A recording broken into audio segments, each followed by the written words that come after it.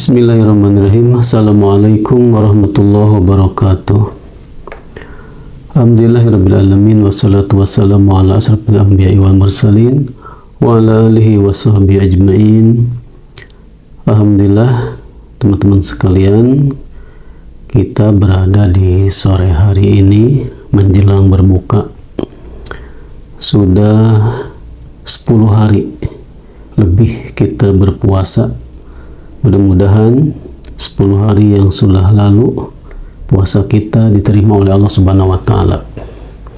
Dan sisanya masih 19 atau 20 hari berikutnya kita diberikan kesehatan, kekuatan untuk senantiasa beribadah taqarrub kepada Allah. Khususnya di bulan Ramadan ini kita bertaqarrub dengan ibadah saum, dengan ibadah sholat tarawih, sholat malam, dan dengan baca Al-Quran. Teman-teman sekalian, pada kesempatan yang berbahagia ini ada salah satu amalan selama di bulan Ramadan ini yang tiap hari kita lakukan, ya, yaitu amalan berbuka puasa, ya, disebut juga iftar atau ada istilah takjil, ya.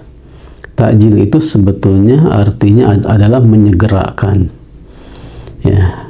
Kenapa ada istilah takjil? Karena memang ketika kita berbuka puasa hendaklah kita bersegera di dalam berbuka.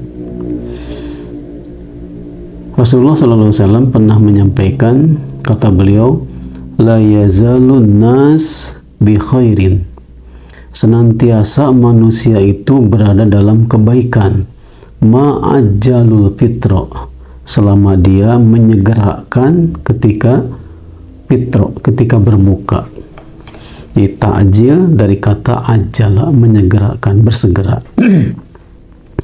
Menyegerakan dalam arti ketika sudah masuk waktunya. Ini merupakan sunnah, ya, yang Rasulullah ajarkan.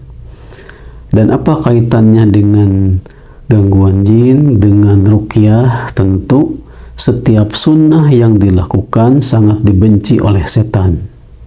Makanya kita senantiasa menetapi sunnah itu supaya kita jauh dari gangguan-gangguan setan.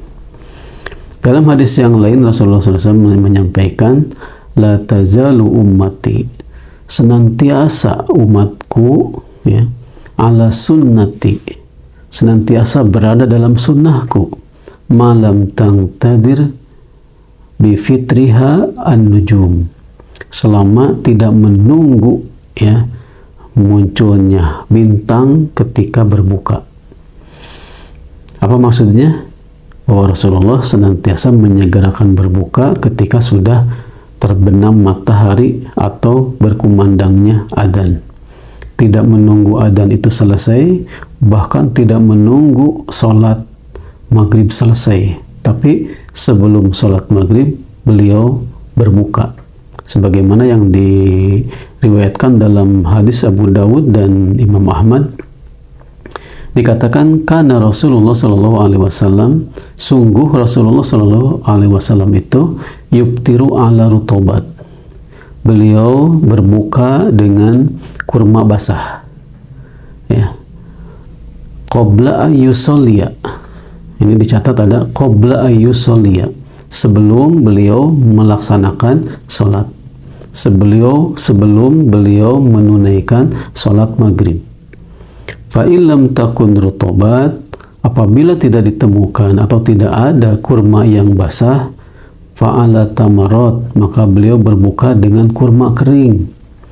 Kurma kering itu seperti kurma yang ada di kita, ya, kurma seperti ini, mungkin ini kering, ya, kurma yang kering, yang memang awet. Yang basah itu ya biasanya dadakan, ya, atau yang belum dikeringkan.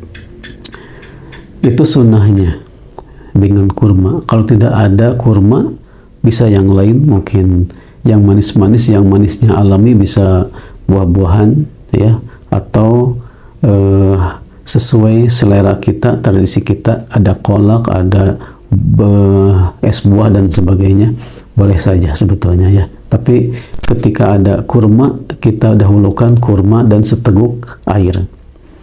Fa'ilam takun, apabila tidak ada kurma basah, tidak ada kurma kering, tidak ada, maka hasawatin min ma, maka boleh walaupun hanya seteguk air untuk membatalkan di waktu maghrib, kemudian menunaikan sholat maghrib. Setelah itu baru kita makan yang lainnya, dalam arti makanan besar. Tetapi sebelum sholat itu harus kita batalkan dulu iftar, ya, berbuka, membatalkan saum kita yang telah dilakukan sejak subuh, terbitnya matahari, dan sampai terbenamnya matahari. Itu merupakan sunnah yang Rasulullah ajarkan kepada kita supaya kita lakukan dan kita jauh dari gangguan-gangguan setan. Setan tidak menyukai kita sebagai umat Islam senantiasa berada dalam sunnah. Inginnya kita membuat bid'ah-bid'ah. Seperti kaum Syiah ketika berbuka, mereka menunggu munculnya bintang, dalam arti hampir lewat waktu maghrib, ya, hampir menjelang isya baru mereka berbuka. Itu suatu kekeliruan. Yang kedua, kita baca ketika berbuka itu doa, ya, karena ada doa. Bahkan bagi orang yang berpuasa itu lahu da'watun la turad, bagi mereka ada doa yang tidak ditolak oleh Allah. Artinya waktu berbuka itu adalah waktu mustajab doa kita dikabulkan oleh Allah Subhanahu wa taala. Lisoim da'watun la turad, bagi orang yang berpuasa ada doa yang tidak ditolak. Apa doanya? Yang pertama adalah doa ketika berbuka. Ketika kita berbuka, ya, kita baca dhahabat dhama'u wabtallatil uruqu wa thabatal ajru insyaallah. Dhahabat dhama'u, telah hilang rasa haus, wabtallatil uruq, dan telah basah kerongkongan, urat-urat, wasabatal ajru insyaallah, dan pahalanya itu sudah ditetapkan insyaallah. Ya, doa ini bisa dibaca sebelum kita minum. Alangkah lebih baiknya kalau kita bismillah dulu, lalu kita minum seteguk air putih, ya, kita minum, kemudian kita baca doa yang tadi, dhahabat dhama'u wabtallatil uruqu wa thabatal ajru insyaallah. Ya, kemudian itu doa yang pertama. Yang kedua, doa secara umum. Karena waktu berbuka itu waktu mustajab doa, maka kita berdoa. Apa saja yang kita inginkan, yang kita mohonkan kepada Allah sesuai kebutuhan kita semua.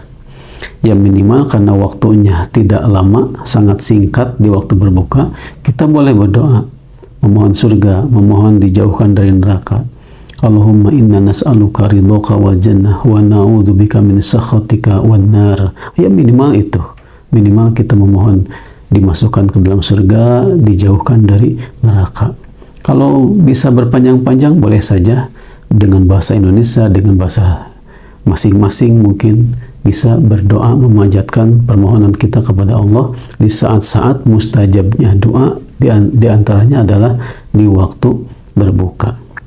Begitu teman-teman sekalian, mudah-mudahan teman-teman sekalian, Bapak Ibu sekalian yang dirahmati Allah senantiasa diberikan kesehatan, kekuatan, dan bisa menyelesaikan Ramadan ini dengan penuh keberkahan. Barakallahu fikum. Assalamualaikum warahmatullahi wabarakatuh.